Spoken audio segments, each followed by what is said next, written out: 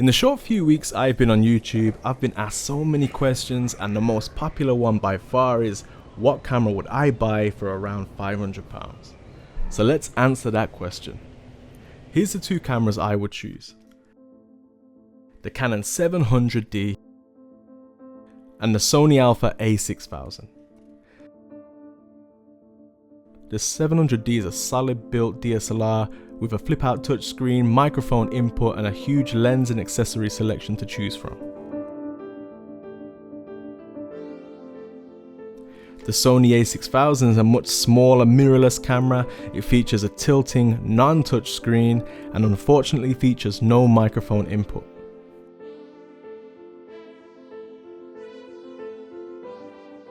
The Sony A6000 is super portable and fits into most bags or large pockets with ease. The Canon, however, is so big and bulky that you may have problems fitting it into a small bag, and did I mention it's super heavy.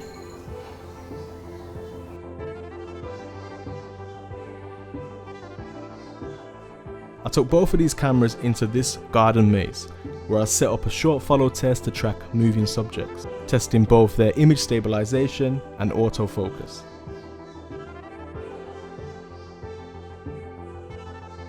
The Canon stabilization was super solid, I really liked it. All the scenes shot with these cameras are done by handheld. The Sony's image stabilization didn't feel as solid as the Canon's.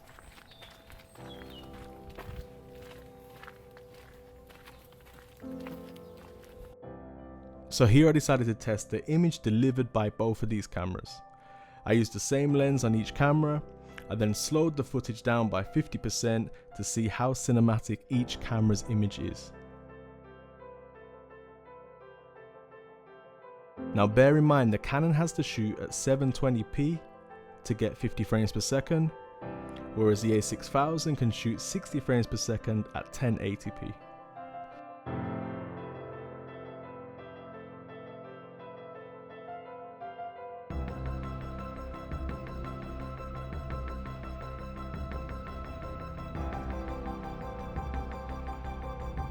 Next I wanted to set up a quick vlogging scenario. Let's go into a light environment, head into a dark one, see if it changes light okay. Now the settings I've used for this is everything's on auto, ISO's on auto, the shutter speed and whatnot is all set to auto as well. So yeah, image stabilization on, got the camera set to the widest range. And yeah, one little gripe I don't like about this camera is there's no flip out screen, so I can't see myself filming. Also, there's no microphone input, so you're stuck with the microphones that's built inside the camera.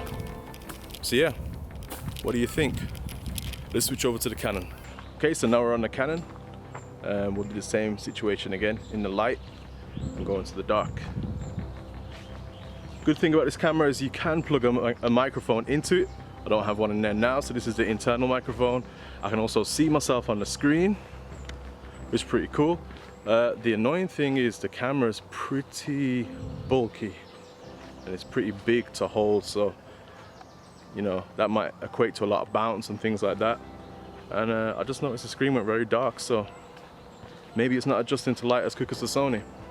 And the image quality, is it as sharp as the Sony? I don't know. What do you think?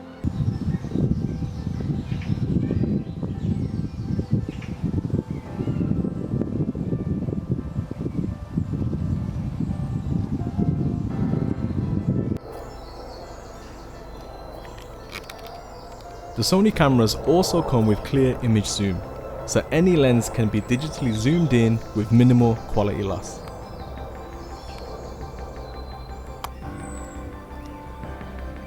The Sony also features focus peaking and zebras, which helps show which part of your scene is in focus and which part of your scene is overexposed. Unfortunately, the Canon doesn't feature this.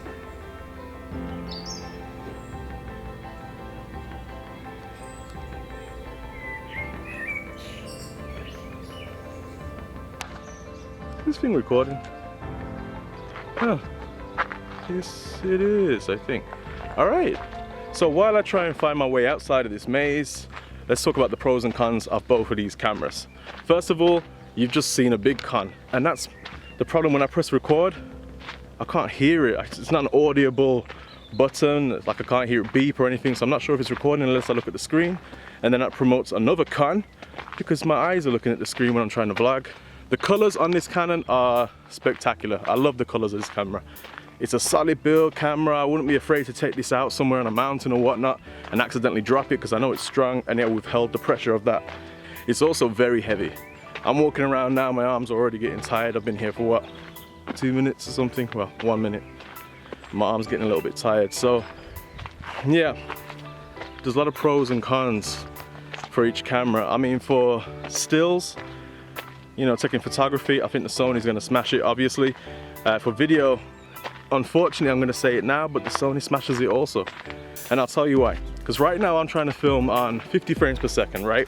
Because I like the speed, I like the way it looks in my vlogs.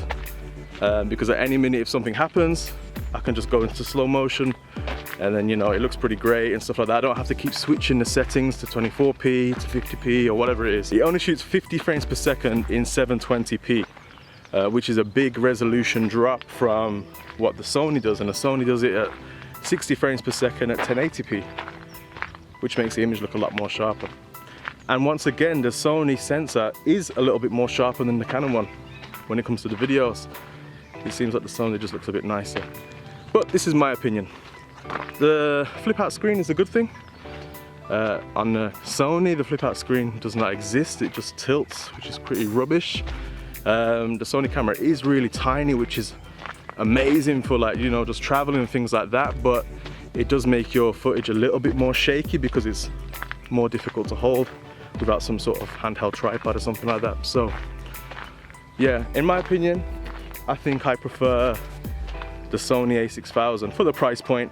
I just feel like it packs more of a punch than what the Canon does. But each to their own. Yeah, leave it in the comments below what you think. You would prefer to have this camera, the Canon, or the Sony. Also in the comments below, please leave some information of what you want to see on the channel, because as you know, in about 2 weeks time now, I'll be heading out to the Alps, and I'll be shooting some, you know, mountain shots there, lake shots, waterfalls, rivers, you name it.